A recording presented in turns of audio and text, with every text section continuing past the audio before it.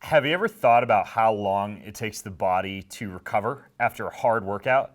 I used to think about this back in the day when I do things like Ironman triathlons and marathons. When you look at the research for crazy events like that, typically for a marathon, it's in the range of about 10 to 14 days for your body to actually bounce back. What I mean by that is for your red blood cells and white blood cells to normalize, for inflammation to subside, for muscle fibers to heal, and for the whole cascade of functions to occur for your body to actually not feel sore and crappy anymore after you've done something like that. After an Ironman triathlon, it can be 19 plus days for the body to actually bounce back. If you look at something like, let's say, a CrossFit WOD or the equivalent, right? Like a 40 to 60 minute-ish hard workout that you might do at the gym. Well, even a workout like that, believe it or not, can take anywhere from 3 to 7 days for you to fully recover from. And what I mean by that is not just not feeling sore anymore, not just this whole concept of musculoskeletal recovery, but also neuromuscular recovery. Your neurons have to heal. Your nervous system has to heal. Your blood has to rebuild. There's all sorts of things that happen as you recover, and you can actually speed up this process. You can get more training days out of the year. You can feel better the day after you work out or the week after you do something like a race or an epic training routine. You just have to know what to do. In this video, I'm just going to give you a small sample of ways that you can enhance or speed up your recovery. So let's start with one of my favorite ways to both get rid of an injury and also to get soreness out of a muscle more quickly. It's called electrical muscle stimulation. Now, don't worry. Before you think that you're going to have to buy a whole bunch of expensive devices after watching this video, please know that at the end of this video, I'm going to give you one simple free technique I do all the time that you can use anytime, any place. With electrical muscle stimulation, the concept is very simple. The unit that's delivering the stimulation to your muscles acts as almost like an external brain. It sends a signal to those muscles and it causes them to fire. And in many cases, depending on the type of electrical muscle stimulation unit or EMS unit that you use, it will grab those muscles in a very therapeutic manner that enhances recovery.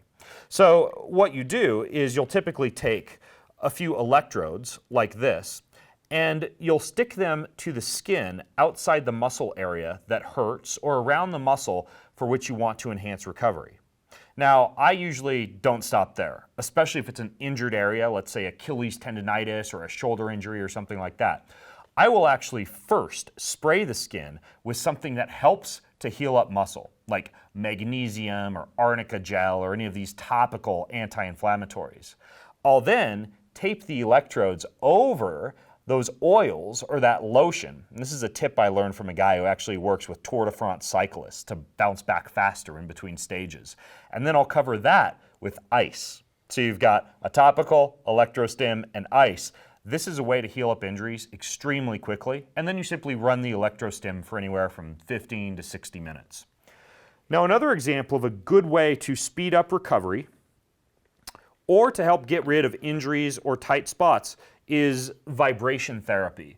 But ultimately, the idea is that these vibrating devices are actually placed over different areas of tissue that you want to recover or that you want to maximize blood flow in, and you simply run them up and down those tissues to allow for a vibratory healing effect without having to, say, hire a massage therapist to follow you around. I actually carry different forms of vibration therapy just about everywhere I go when I'm traveling because it's easy for me to knock out soreness or tight spots when I've got something I just pull out of my bag and use as my own personal vibrating recovery device.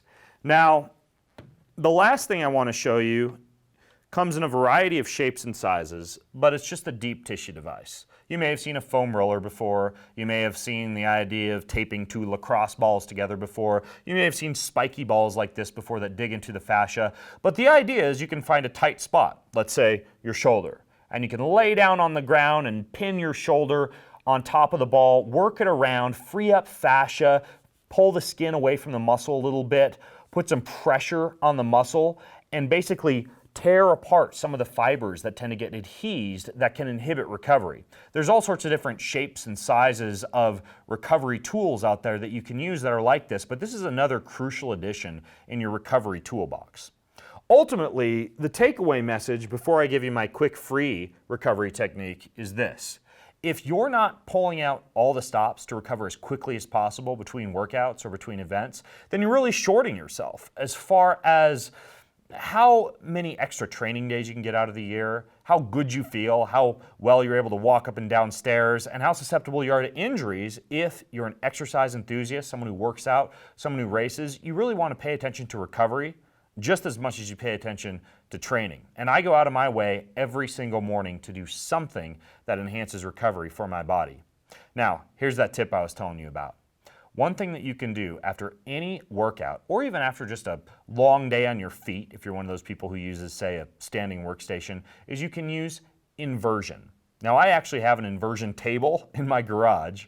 I've got a yoga swing in my living room that I hang upside down with, but I also will sometimes just prop my feet up against the wall and let the blood drain from my legs for anywhere from 2 to 5 minutes. Very simple recovery technique that you can use to drain blood flow and to drain metabolites, to drain inflammation, to drain all those things that build up in the legs and make them heavy out of the legs and back up to the heart. Simple technique, and the cool thing is that inversion increases blood flow to your head as well. So inversion is just one very easy body weight only technique that you can use to enhance recovery. It seems silly, but it actually works really well, especially after you've worked your legs. Remember, recovery is just as important as your training.